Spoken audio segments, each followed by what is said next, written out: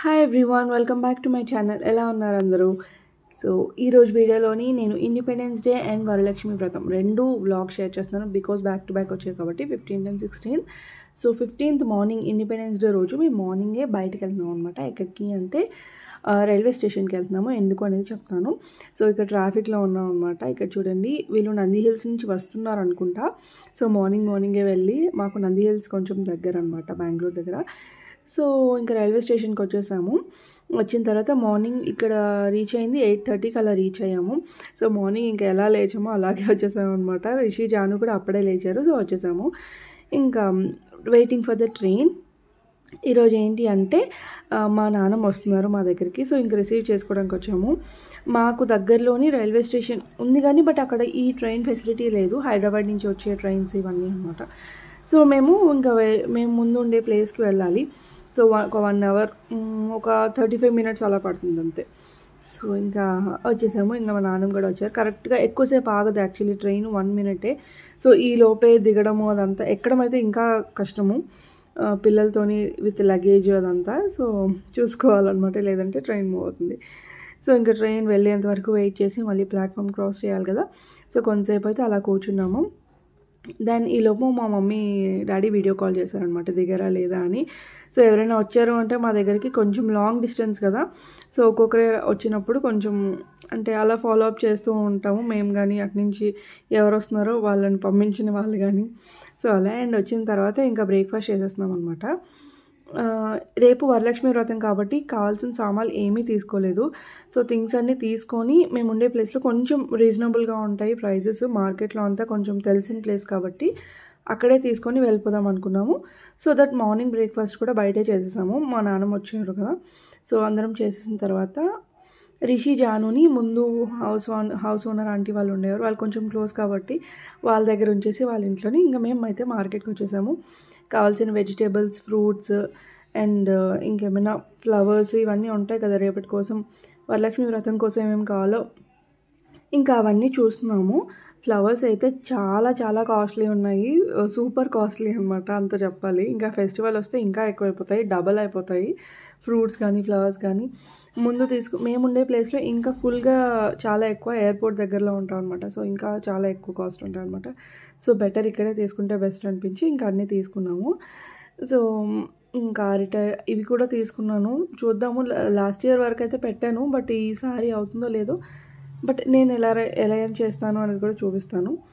So అన్నీ ఇంకా car డిక్కీలో కొక్కేస్తున్నాం అనమాట. బికాజ్ ఒక 2 weeksకి అలా సరిపోయినట్టు తీసుకున్నాము వెజిటబుల్స్ కానీ ఇవన్నీ. దెన్ తర్వాత అప్పటికి మళ్ళీ ఆకలేస్తుంది, తిరిగాం కదా. నేను ఇంటికి వెళ్ళేసరికి కూడా లేట్ అవుతుంది మళ్ళీ. అంటే ఆంటీ వాళ్ళ ఇంటికి వెళ్ళి పిల్లల్ని తీసుకొని ఇంకా వెళ్ళాలన్నమాట. ఇంకొక 1 hour, 1.5 hour పడుతుంది. సో పిల్లల్ని ఇద్దరిని తీసుకొని వచ్చుంటే మార్కెట్ చాలా కష్టం అండ్ అసలు చేయకపోయే వాళ్ళం కూడా, వెళ్ళిపోయే వాళ్ళం. బట్ ఆప్షన్ ఉంది కాబట్టి అక్కడ ఉంచేసి ఒక 1 hour పట్టింది మాకు. అంటే నానమ్మ కార్లో కూర్చున్నారు. సో మేమిద్దరము ఇంకా వెళ్ళి తీసుకొచ్చేసాము. సో ఇప్పుడు టైం వచ్చేసి ఆల్మోస్ట్ 11 అవుతుంది. ఇంకా రిటర్న్ వెళ్తున్నాం అనమాట. సో ఇంకా ఇంటి దగ్గర అయితే చాలా పనులు ఉన్నాయి. సో వెంటనే ఇంకా పిల్లల్ని తీసుకొని అంటే రిటర్న్ ఆంటీ వాళ్ళ ఇంటికి వెళ్ళి వాళ్ళిద్దరిని తీసుకొని ఇంకా ఇంటికి వెళ్ళిపోతున్నాము. చక్కగా ఎంత రిలీఫ్గా ఉందంటే నాకు. అంటే ఎవరైనా ఒకళ్ళు వెనక్కి చూసుకోవడానికి ఉంటే ఇద్దరు అక్కడే ఉన్నారు, లేదు అంటే ఇంక ఇద్దరు నా మీద ఉంటారనమాట. సో అదొకటి ప్రాబ్లం అవుతుంది ఎప్పుడైనా కార్లో జర్నీ చేసినప్పుడు. సో ఇంకా ఇంటికి వచ్చిన తర్వాత ఈ కౌంటర్ టాప్ ఫస్ట్ అంతా గ్యాస్ దగ్గర అంతా క్లీన్ చేసేసాను. ఇంకా నాన్ వెజ్ అది ఏం చేయము కాబట్టి ఫస్ట్ పైన అంతా క్లీన్ చేసేసాను. అంటే వంట దాని మీద చేయాలి కదా, ఇప్పుడు ఎలాగో వండినా సరే వెజ్జే. సో అందుకు ఫస్ట్ అది ప్లాట్ఫామ్ అంతా క్లీన్ చేసేస్తే కొంచెం పీస్ఫుల్గా ఉంటుంది. మెయిన్ కిచెనే క్లమ్జీగా ఉంటే వేరే పని ఏమీ చేయబుద్ది కాదు. అండ్ ఇక్కడ ఒక ట్రే అయితే చాలా బాగుంది. ఇది నేను ఐకియాలో తీసుకున్నాను. బ్యూటిఫుల్గా ఉందన్నమాట చెప్పాలంటే. యాక్చువల్లీ ఆర్గనైజింగ్ కానీ డైనింగ్ మీద కానీ చాలా బాగుంటుంది. నేనైతే ప్రజెంట్ ఆయిల్ కంటైనర్స్ అవి పెట్టడానికి యూజ్ చేస్తున్నాను స్టవ్ పక్కన. అండ్ దాన్ని మెయింటెనెన్స్ కింద ఇలా వైట్ షీట్ ఒకటి, ఏదైనా వైట్ అంటే దానికి మ్యాచింగ్ అలా వేస్తున్నాను, వేరే కలర్ వేస్తే బాగుండదు అనేసి. ఒక ప్లెయిన్ పేపర్ ఇలా వేసేస్తే ఆయిల్ మరకలు ఇవి ఏమైనా ఉంటాయి కదా, సో అవి పైన ఒక పేపర్ చేంజ్ చేస్తే సరిపోతుంది. సో అంటే ఎక్కువ మనం క్లీన్ తోమేసినా సరే ఆ ట్రే పాడైపోతుంది యాక్చువల్లీ, పెయింట్ అంతా షైనింగ్ అంతా పోతుంది. సో అప్పుడప్పుడు తీసి ఒకసారి డీప్ క్లీన్ చేసేసి మళ్ళీ పెట్టేస్తాను. ఎప్పుడైనా కావాలంటే ఆ పేపర్ ఒకటి చేంజ్ చేస్తాను అంతే.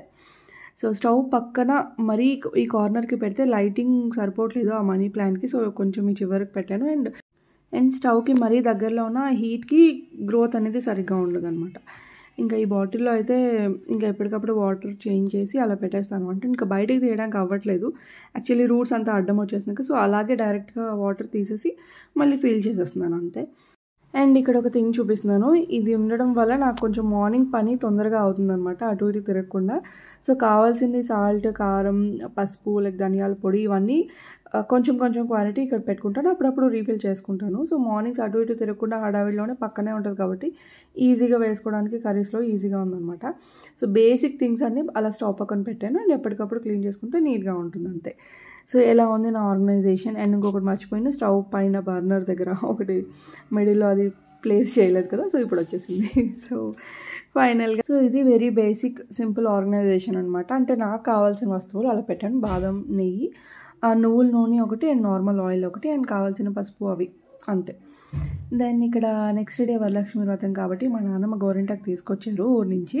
సో ఇంకా గోరింటాకు పెట్టేశాను పిల్లలిద్దరికి. యాక్చువల్లీ జానుని పడుకోబెట్టి జాను కూడా పెట్టేశాను అండ్ నేను కూడా పెట్టేసుకున్నాను.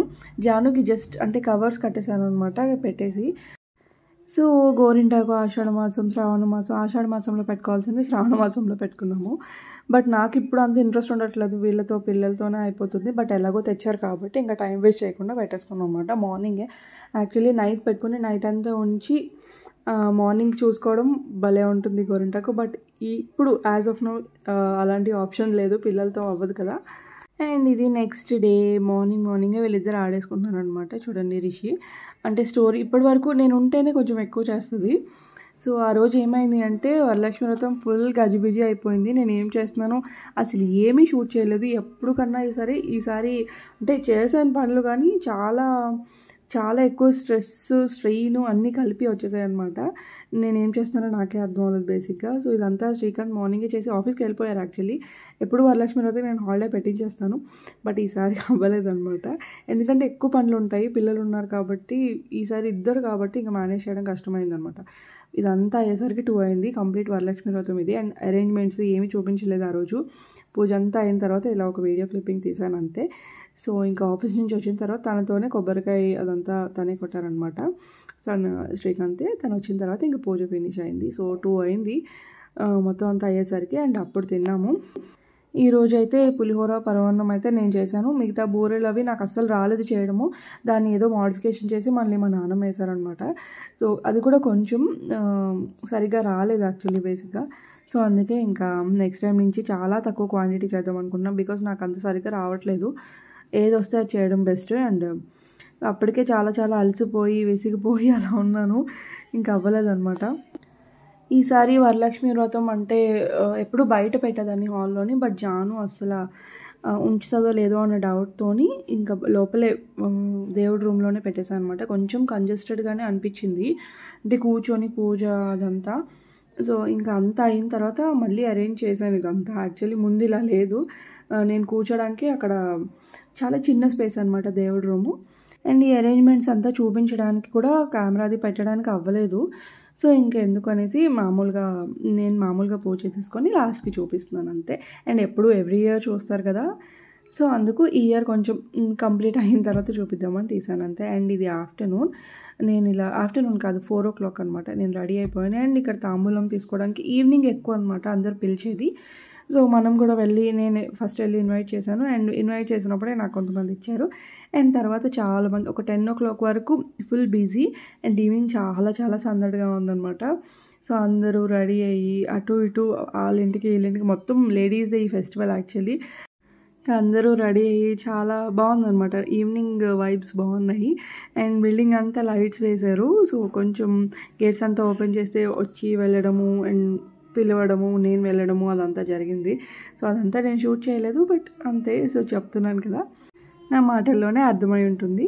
సో ఫైనల్లీ వ్లాగ్ అయితే ఇక్కడితో ఎండ్ చేస్తున్నాను. కొత్తగా చూస్తే please subscribe to my channel. Video నచ్చితే లైక్ చేయడం అస్సలు మర్చిపోవద్దు.